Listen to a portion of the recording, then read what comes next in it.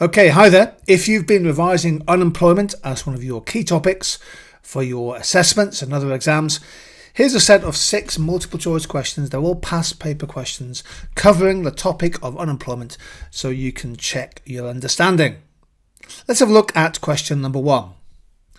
What would not be classified as structural unemployment? Have a go at this question by just pressing the pause button, thinking through the answers, and then when you're ready, just press play and we'll go through the answer together. So what would not be classified as structural unemployment? The correct answer here is D. That would be classified as seasonal unemployment. Structural unemployment, of course, is caused by structural changes in the labour market.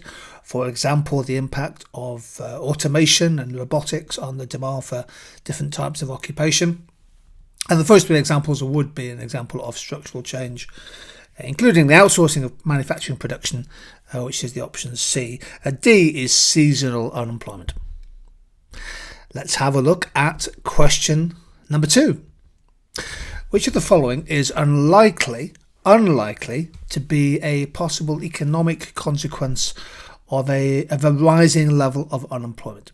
So here again, we're looking for the odd one out. We're looking for a factor which is unlikely to be a consequence and effect if the rate of unemployment is going up. A, B, C or D. Press the pause button and then just press play when you want to go through the answer. So with unemployment going up, of course, there are more people out of work. The level of economic activity perhaps has been declining, causing unemployment to go up. The least likely consequence is B, an increase in demand pull inflation. You see, if unemployment goes up, aggregate demand is likely to be lower, leading to actual GDP being less than potential GDP. We call that a negative output gap. And if the output gap is negative, there is a reduced risk of demand pull inflation. All the other options, falling incomes, loss of tax revenues and increases in inequality, are often causes of a persistent consequences of a persistent increase in unemployment. Here's our third question. In 2019, the Czech Republic had an unemployment rate of 2.7%. It's pretty low. Governments often aim to have low unemployment in their countries, and the reason for this is what?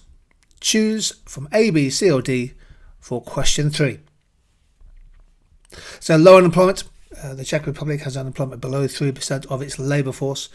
Why do governments often prioritise low unemployment?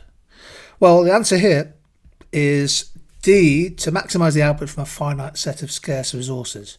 Unemployment, of course, does lead to a deadweight loss of output, in the sense those hours that the unemployed could have worked cannot be recovered, and oftentimes the economy is operating well within its production possibility curve, whereas low unemployment means that the labour market is being used closer to its capacity and you're getting more goods and services from a finite set of labour inputs. Here's question 4. According to Keynesian economists, for which one of the following types of unemployment might an increased government budget deficit be the most appropriate remedy? So which type of unemployment would the government borrowing more be the most appropriate remedy? Have a go please at question number 4. So for Keynesian economists, the active use of fiscal and monetary policy is important, particularly when an economy is stuck in, if you like, semi-permanent recession or trying to emerge from a slowdown or a depression. And the main root cause of unemployment there is cyclical, in the sense there's a persistent lack of aggregate demand for goods and services. So a budget deficit going up, perhaps as a result of a fiscal stimulus, could be an appropriate remedy for cyclical unemployment. 2 questions to go on this one. A government wished to increase demand in an economy in order to reduce unemployment. Which policy is most likely to achieve this? There are your options, A, B, C and D. Have a go please at question 5. The government wants to increase aggregate demand to bring down unemployment.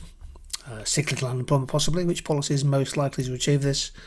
The answer is subsidising the building of new houses. House building is quite a good example to use in essays. Construction often is quite labour intensive. You need to employ bricklayers, construction workers of different types. And actually building new homes or just building generally is often a good way to quickly increase the employed labour force. Health and safety rules are important, but not likely to generate demand.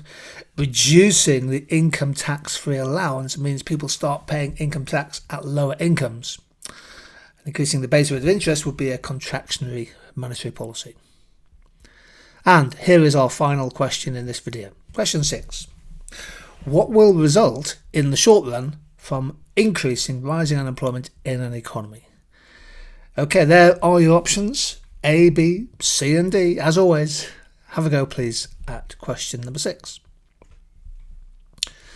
So what will result in the short run from rising unemployment? Quite interesting, because there's a couple of plausible answers here that actually relates to the long run, particularly if unemployment goes up and a country finds it hard to bring unemployment rates down. In the short run, the most important effect will be a reduction in inflationary pressure. In particular, a previous question, of course, demand pull inflation may be less. Budget deficit likely to go up, fewer people paying taxes, and an increase in state welfare benefits. Potential output could fall if there's an increase in long-term unemployment, and in particular if the size of the active labour force contracts. And likewise, D hints more at a long-term consequence of rising unemployment. This is so-called hysteresis effects, where persistently high unemployment could in theory lead to people leaving the labour market, so-called discouraged workers, and that could cause the production possibility curve to shift inwards. But the question is asking for short-run consequences. Well, there we go. That was a series of questions on unemployment. Hope you did well on them. All past questions. Check out some more videos on each of our key topic areas as we check and test your understanding. Okay, thank you very much indeed.